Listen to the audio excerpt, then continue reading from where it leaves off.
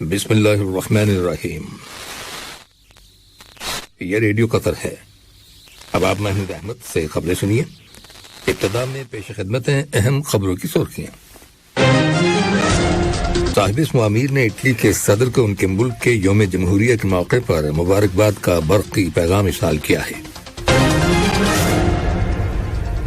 وزیر اعظم اور وزیر داخلہ نے کل مسامیر کے علاقے میں وزارت داخلہ کے ایمرجنسی پولیس ڈپارٹمنٹ اور فضا کی نئی عمارت کا معائنہ کیا۔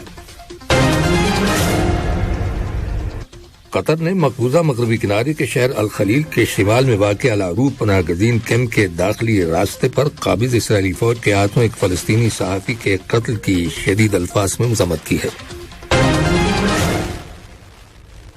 اور یمن کے اندر خانہ جنگی میں ملوث فریقوں کے درمیان مزید 2 ماہ کے لیے جنگ بندی پر عمل جاری رکھنے پر اتفاق ہو گیا ہے۔ یہ تھیں اہم خبروں کی سرخیاں، اور اب سے چند لمحوں بعد تفصیل سے خبریں نشر کی جائیں گی۔ لیجیے اب آپ تفصیل سے خبریں سنیے۔ صاحب اسم امیر شیخ تمیم بن حمد آل ثانی نے اٹلی کے صدر سرگیو میٹرولا کو ان کے ملک کے یوم جمہوریہ کے موقع پر مبارکباد کا برقی پیغام ارسال کیا ہے۔ نائب امیر شیخ عبداللہ بن حمد آل ثانی نے بھی اس موقع کی مناسبت سے اٹلی کے صدر کے نام مبارکباد کا برقی پیغام روانہ کیا ہے۔ اسی طرح وزیر اعظم اور وزیر داخلہ شیخ خالد بن خلیفہ بن عبدالعزیز آل ثانی نے اٹلی کے وزیر اعظم ماریو ڈراگی کو ان کے ملک کے یوم جمہوریہ کے موقع پر مبارکباد کا برقی پیغام ارسال کیا ہے۔ وزیر اعظم اور وزیر داخلہ شیخ خالد بن خلیفہ بن عبدالعزیز آل ثانی نے کل مسامیر کے علاقے میں وزارت داخلہ کے ایمرجنسی پولیس ڈپارٹمنٹ الفضا کی نئی عمارت کا معائنہ کیا۔ وزیر اعظم اور وزیر داخلہ کو نئی عمارت کے مختلف شعبوں کے بارے میں بریفنگ دی گئی۔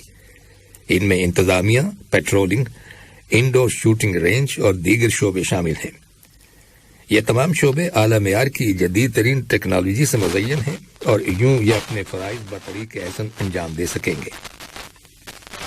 وزارت داخلہ کے متعدد سینئر افسران بھی وزیر اعظم اور وزیر داخلہ کے ہمراہ تھے۔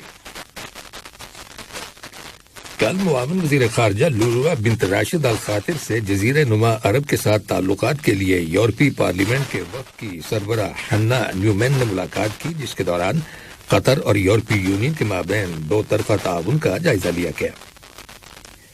قطری شہریوں کو شینگن ویزا سے استثناء، فیفا ورلڈ کپ قطر 2022 کی تیاریوں کے ساتھ ساتھ معاشرے میں خواتین کے رول پر تبادلہ خیال کیا گیا۔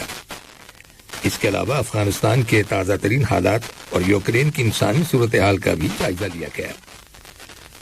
ملاقات میں یورپی یونین اور معاہدہ شمالی اوقیانوس کی تنظیم نیٹو میں قطر کے سفیر عبدالعزیز بن احمد آل مالکی نے بھی شرکت کی۔ قطر کی مسلح افواج کے chief of staff lieutenant general pilot Salem bin Hamad bin Aqeel النابت نے خلیج کی کونسل برائے تعاون GCC کے چیف آف اسٹاف کی سپریم ملٹری کمیٹی کے 10ویں مشاورتی اجلاس میں شرکت کی ہے، جو کل سعودی عرب کے شہر ریاض میں منعقد ہوا۔ اجلاس میں GCC کے ممبر ممالک کے مابین دفاعی تعاون کو فروغ دینے سے متعلق متعدد فیصلوں اور سفارشات پر تبادلہ خیال کیا گیا۔ قطر کی وزارت تجارت اور صنعت نے سرکاری اور نجی شعبوں میں شراکت داری کو فروغ دینے کے عزم کے تحت اینٹی منی لانڈرنگ اور دہشت گردی کی مالی معاونت کا مقابلہ کے عنوان سے ایک ورکشاپ کا انعقاد کیا ہے۔ وزارت کے معاون انڈر سیکرٹری سالم ماجد الخلیفی کے علاوہ متعدد auditors, trust fund service providers, مختلف کمپنیوں کے نمائندوں اور قیمتی دھاتوں اور پتھروں کے ڈیلرز نے ورکشاپ میں شرکت کی۔ ورکشاپ میں منی لانڈرنگ اور دہشت گردی کی مالی معاونت کے خطرات اور ملک کے اندر کاروباری ماحول پر ان کی منفی اثرات کو اجاگر کرنے کی کوشش کی گئی۔ ورکشاپ میں حکومت کے ان اقدامات اور کامیابیوں کا بھی جائزہ لیا گیا جن کا مقصد منی لانڈرنگ اور دہشت گردی کی مالی معاونت کی روک تھام کو مؤثر اور مضبوط بنانا ہے۔ ملک کے اندر سرمایہ کاری کو فروغ دینے والی agency investment promotion agency IPA قطر کے وفد نے ہینوور تجارتی میلے میں شرکت کی ہے، جو دنیا بھر میں سب سے بڑے تجارتی میلوں میں سے ایک ہے۔ اس میلے کے دوران وفد کے ممبران نے جرمن اور دیگر کئی غیر ملکی سرمایہ کاروں کے ساتھ ملاقاتیں کی۔ اس موقع پر انویسٹ قطر سیمینار کا اہتمام بھی کیا گیا تھا، جس میں قطر اور جرمنی کے مابین کاروبار اور سرمایہ کاری کو فروغ دینے کے امکانات کا جائزہ لیا گیا۔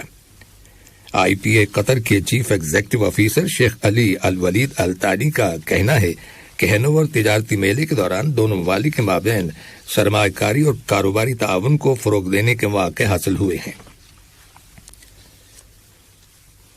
مراکش میں وزارت نوجوان، ثقافت اور مواصلات کے زیر اہتمام رباط بین الاقوامی کتاب میلے کا 27واں ایڈیشن کل سے شروع ہو گیا ہے، جو 12 جون تک جاری رہے گا۔ اس میں 55 ممالک شرکت کر رہے ہیں۔ قطر کے متعدد اشاعتی ادارے اس کتاب میلے میں شریک ہیں، جن میں قطر پبلشنگ ہاؤس اور قطر یونیورسٹی پبلشنگ پریس بھی شامل ہیں۔ یہ خبریں ریڈیو قطر سے نشر کی جا رہی ہیں۔ قطر نے مقبوضہ مغربی کنارے کے شہر الخلیل کے شمال میں واقع العروب پناہ گزین کیمپ کے داخلی راستے پر قابض اسرائیلی فوج کے ہاتھوں فلسطینی صحافی غفران وراسنا کے قتل کی سخت الفاظ میں مذمت کی ہے۔ وزارت خارجہ کی جانب سے ایک بیان جاری کیا گیا ہے، جس میں اس قتل کو ایک گھناؤنا جرم اور نہتے فلسطینی عوام کے خلاف ہولناک اور بار بار کیے جانے والے قابض اسرائیلی فوج کے جرائم کی ایک کڑی قرار دیا گیا ہے۔ وزارت خارجہ کے بیان میں زور دیتے ہوئے کہا گیا ہے کہ اس قتل کی منصفانہ، شفاف اور قابل اعتماد تحقیقات کی ضرورت ہے اور اس گھناؤنے جرم میں ملوث افراد کو انصاف کے کٹہرے میں لایا جائے۔ بیان میں عالمی برادری سے مطالبہ کیا گیا ہے کہ وہ قابض اسرائیلی حکام کو آزادی اظہار کی مزید خلاف ورزیوں سے روکنے کے لیے فوری کارروائی کرے اور فلسطینیوں اور میڈیا کارکنوں کے خلاف تشدد کو روکنے اور ان کے تحفظ کے لیے ضروری اقدامات کرے۔ ادھر عرب پارلیمنٹ نے قابض اسرائیلی فوج کی جانب سے فلسطینی عوام کو پھانسی دیے جانے کے جرائم کی مذمت کی ہے۔ گزشتہ 24 گھنٹوں کے دوران اسرائیلی قابض فوج نے متعدد افراد کو پھانسی دے دی۔ ان میں صحافی غفران وراسنا، بلال کبہا اور ایمن محسن شامل ہیں۔ عرب پارلیمنٹ کا کہنا ہے کہ ان اقدامات سے خطے میں تشدد اور کشیدگی میں مزید اضافہ ہوگا۔ عرب پارلیمنٹ نے اسے انسانی حقوق، بین الاقوامی قوانین اور جنیوا کنونشن کی صریح خلاف ورزی قرار دیا ہے۔ پارلیمنٹ نے بین الاقوامی انسانی حقوق کی تنظیموں سے مطالبہ کیا ہے کہ وہ عالمی قوانین اور کنونشنز، خاص طور پر انسانی حقوق سے متعلق قراردادوں کی خلاف ورزیوں کو روکنے کے لیے ضروری اقدامات کریں۔ یاد رہے کہ کل شام مقبوضہ مغربی کنارے کے شہر رام اللہ کے مغرب میں واقع ایک گاؤں میں قابض اسرائیلی فوج نے ایک فلسطینی بچے کو گولی مار کر شہید کر دیا۔ فوج نے فلسطینی بچوں کے ایک گروپ پر فائرنگ کی، جس کے نتیجے میں کئی بچے زخمی بھی ہوئے۔ سعودی عرب کی وزارت خارجہ نے اعلان کیا ہے کہ تنظیم اسلامی تعاون OIC کی 4تھی کانفرنس آئندہ اتوار کے روز جدہ میں منعقد ہوگی، جو 2 روز تک جاری رہے گی۔ اس کانفرنس کا مقصد علاقائی اور عالمی امن و سلامتی کو برقرار رکھنے کے معاملے میں OIC کے رول کو بہتر بنانا ہے۔ اس کے علاوہ کانفرنس کے دوران 5 سیشنز منعقد ہوں گے، جن میں OIC کے کردار اور بین الاقوامی اور علاقائی تنظیموں کے ساتھ شراکت داری کے بارے میں غور و خوض ہوگا۔ OIC کے ممبر ممالک اقوام متحدہ، ریڈ کراس کی بین الاقوامی کمیٹی، ہلال احمر، خصوصی ریسرچ سینٹرز کے نمائندے اور معروف علاقائی اور بین الاقوامی شخصیات اس کانفرنس میں شریک ہوں گی، جن کی تعداد 200 سے زیادہ ہے۔ یمن کے اندر خانہ جنگی میں ملوث فریقوں نے ملک میں مزید 2 ماہ کے لیے جنگ بندی پر عمل جاری رکھنے پر اتفاق کیا ہے۔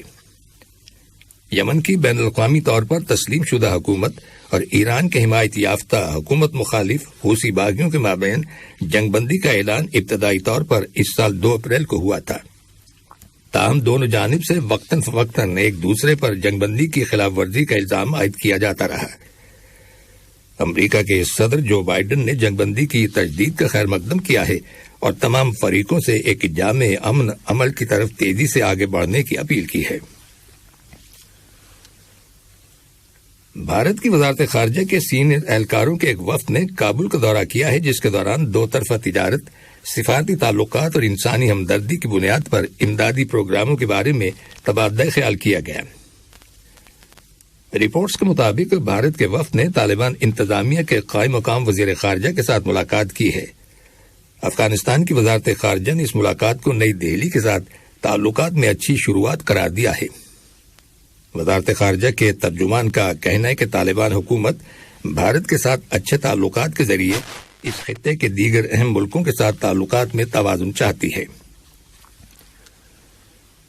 اور یوکرین کے صدر ولودیمیر زیلنسکی نے کہا ہے کہ روس کی فوج نے ان کے ملک کے تقریباً 20% علاقے پر قبضہ کر لیا ہے۔ ان کا کہنا ہے کہ باخموت اور سیچانسک شہروں سمیت بہت سے علاقوں میں صورتحال انتہائی خطرناک ہے۔ آخر میں اہم خبروں کی سرخیاں ایک بار پھر سن لیجیے۔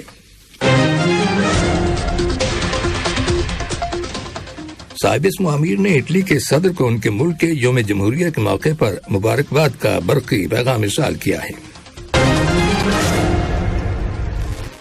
وزیر اعظم اور وزیر داخلہ نے کل مسامیر کے علاقے میں وزارت داخلہ کے ایمرجنسی پولیس ڈپارٹمنٹ الفضا کی نئی عمارت کا معائنہ کیا۔ قطر نے مقبوضہ مغربی کنارے کے شہر الخلیل کے شمال میں واقع العروب پناہ گزین کیمپ کے داخلی راستے پر قابض اسرائیلی فوج کے ہاتھوں ایک فلسطینی صحافی کے قتل کی شدید الفاظ میں مذمت کی ہے۔ اور یمن کے اندر خانہ جنگی میں ملوث فریقوں کے درمیان مزید 2 ماہ کے لیے جنگ بندی پر عمل جاری رکھنے پر اتفاق ہو گیا ہے۔ ریڈیو قطر سے خبروں کا آج کا پہلا بلیٹن ختم ہوا۔ ہمارا دوسرا بلیٹن شام 7:30 بجے پیش کیا جائے گا۔ سنتے رہیے FM 1